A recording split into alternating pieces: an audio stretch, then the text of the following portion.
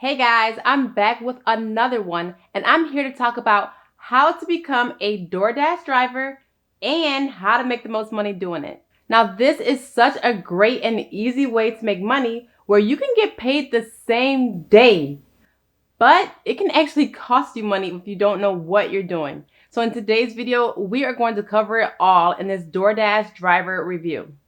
But first, for those of you who don't know who I am, my name is Whitney Bonds, and I find legitimate opportunities that people are doing to make money.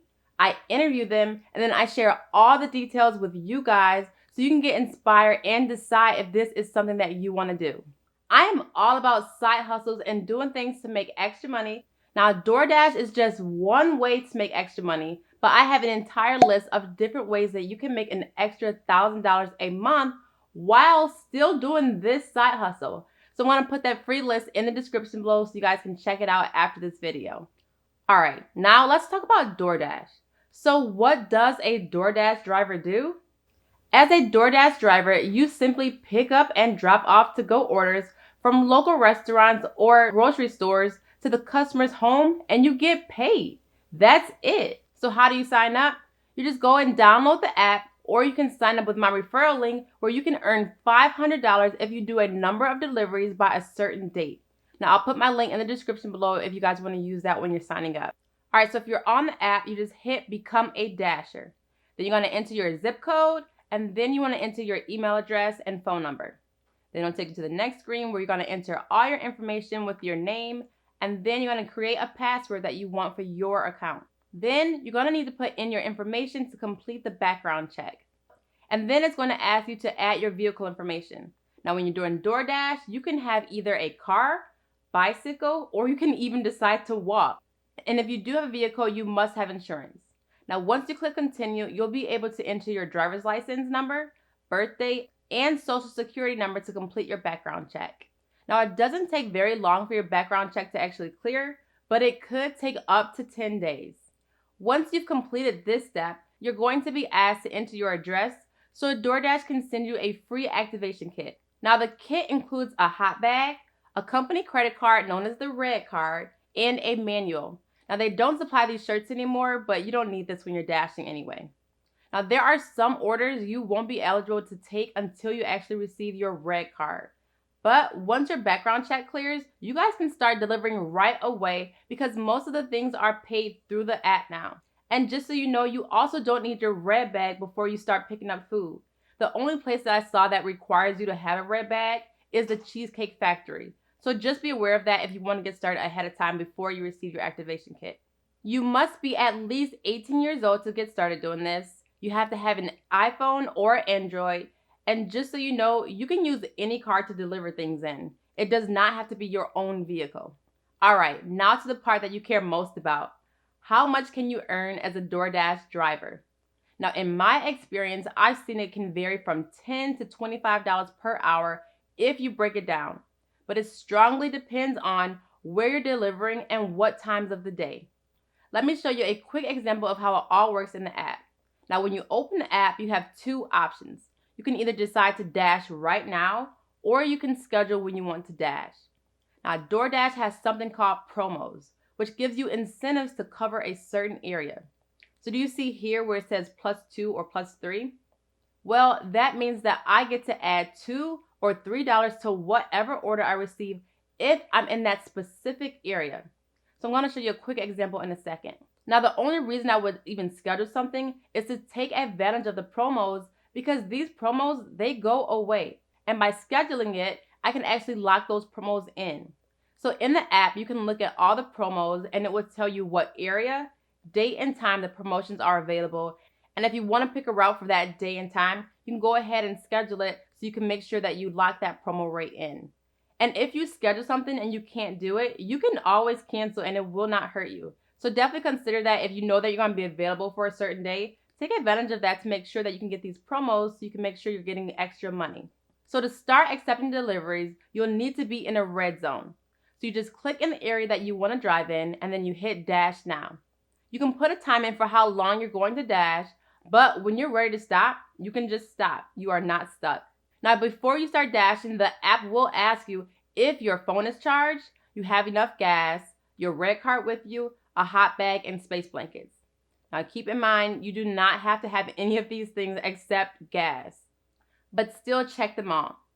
And then you just wait for an order to come through. Now when a nearby order is placed, you're going to receive an alert in the app and a text message notifying you of the new order. Just so you know, if something comes up and you have to go somewhere, you're not stuck. You can go ahead and pause the dash, or you can go ahead and just end it. This thing is completely flexible around your schedule. All right, now, but this is what it looks like when an order pops up. Now you're going to receive 40 seconds to decide if you want to accept or reject this order. Now when an order pops up, it will tell you when you need to deliver the items by, where you need to pick them up from, and how many items are in the order. Also, you'll find out the distance from the store or restaurant to the actual customer's location. Now just looking at this one, this is not a bad order. You want to think $1 per mile. I usually say don't accept anything under $7, but you want to review each order and assess if it's even worth your time. Now this one, it's not really bad because remember, I also get an additional $3 because of the promotion. I want you guys to know, don't be afraid to decline orders. With DoorDash, you're going to have an acceptance percentage rate. And even though you would think that having a low acceptance rate will harm you, it won't. DoorDash, they will tell you that they will get you higher paying orders if you have a high acceptance rate. That's not true. Don't get fooled by that. Having a high acceptance rate will often have you dealing with difficult orders that just aren't worth your time. And it could cost you money in time and gas if you just try and accept any and every order. You also want to think about how fast you can complete an order. If I can get to buy and save pretty quickly, I only need to pick up 2 items and it's only 1.9 miles away from the customer's home. So it will not take me long to do this order at all. So that is some quick, easy money where I can take on more orders and make more money. Now this is a grocery store, so I'm going to need my red card to pay for this order. Now, if I accept this order, I'm going to be able to see the address to the store and I can click on directions using my preferred navigation app. Now, when you get to the store or the restaurant, they're going to have the order already prepared for you. If it's a restaurant, you just go up to the counter and tell them that you're here to pick up for so-and-so, and they'll give you the order. After you have the order, the app will prompt you to make sure that you have everything the customer requested. So you check the bag and then slide after pickup on the app. After you do that, you'll now see the customer's name, address, drop-off time, and any specific delivery instructions the customer has. Once you get to their house, you're going to tap on complete delivery step in the app, and then you may see a prompt for no contact delivery because of COVID-19, and it will give you additional instructions on how to actually drop off their order with the option to take a picture of the order once you actually delivered it and you got it to their house to let them know that the order is there. Now, once you complete the delivery, you're going to go to the app and say complete delivery. Keep in mind, customers, they can track you, so they know exactly when you're coming. So many times they'll actually have the door open waiting for you, or they'll at least know when to be expecting you because they can just see that you're there from the app. So there should always be a smooth drop-off process. I like it when people come to my door with their mask on because it just shows me that they're taking extra precautions and makes me feel more comfortable that they have my order. So just keep that in mind when you guys are delivering orders during this COVID-19 pandemic that we're going through right now. Give them any extra reason to want to leave you a nice additional tip. Once you've completed the delivery, you're going to see a quick summary of your earnings. After you click got it, you're going to be able to accept the next order, or you can go ahead and just end your dash. So the way you get paid is by direct deposit, and you get paid each week on Mondays for the work completed the previous Monday through Sunday. If you can't wait until Monday to get paid, Dashers in the US are eligible for something called Fast Pay. Now, Fast Pay is where you can cash out instantly, but there is a $1.99 charge for that. So if you want to use Fast Pay, you have to first complete 25 deliveries and you have to been on the platform for at least 2 weeks. All right, now let's talk about the pros and cons, and then I'm going to give you some tips that will help you earn the most. All right, let's start with the cons. Now, you can kind of look at this as a con, but doing this job, you are a 1099 employee, so an independent contractor. So there are no reimbursements for things like gas or wear and tear on your vehicle. But it's important to know that you can write things off like this on your taxes and try and get this money back. So things like the maintenance and repairs on your vehicle, including tires and oil changes, gas, car insurance, you can write all of that stuff off. But you have to track all of this, and that's why I only recommend you use this one app that does it all for you. Now it's called Hurdler, or I'm horrible at pronouncing this, so I'm going to put it in the description below.